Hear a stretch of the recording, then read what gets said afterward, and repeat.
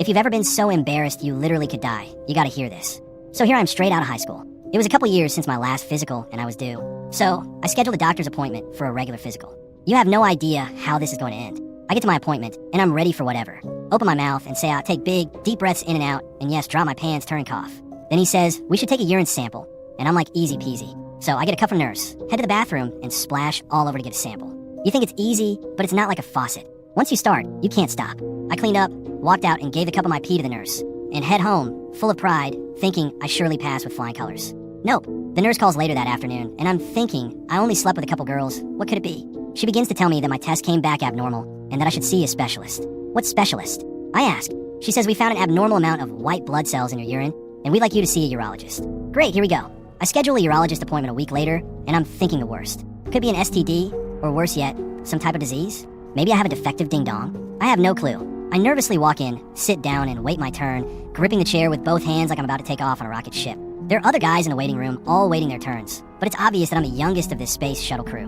Finally, my name gets called, and I sit down in the exam room. About 20 minutes later, the doctor comes in and explains what the nurse told me over the phone. Here I am thinking, it'll just be another urine sample, right? He then says, I'd like to start with a bladder scope. Great, they're gonna cut me open and look at my bladder. This obviously won't happen today, and this will need to be scheduled out. Nope, he says, no, we won't cut you open. We'll take a thin tube with a light and camera at the end and insert it into your urethra. I'm visibly shaking at this point. What's my urethra? Is that a medical term for belly button? I ask. No, it's where you urinate from, he says. I immediately turn white and start sweating. I begin to tell him, I don't think this is necessary. I've only slept with 2 girls, and there must be some type of mistake. Can we schedule this for another time? No, we have it scheduled for today, and trust me, it won't hurt or take long, he says.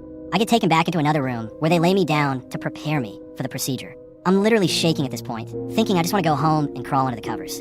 Then about 4 other nurses walk into the room. Apparently, they're students who are observing the procedure for educational purposes. WTF, I'm thinking. This older female nurse, probably in her 60s, then comes up to me and says, I need to prepare the area for the procedure. She then proceeds to clean my junk with this orange-reddish liquid called idopovidone. Oh no, it's been some time since my last encounter with my ex, but this is not good. She's cleaning the area like it's her last supper, and here, I'm getting a rock, hard bonsai tree. I grasp the table, and before I can start to think of my grandmother, the inevitable happens. I had no control. It was so fast. I had no time to think. IT comes out. The nurse takes a step back and immediately places a towel over and says, it's not the first time. The procedure was quick, and I got dressed and walked out of the office with my tail between my legs. I get home and shower like I've just been violated. Thankfully, everything was just fine, except for my pride. I haven't had a physical since.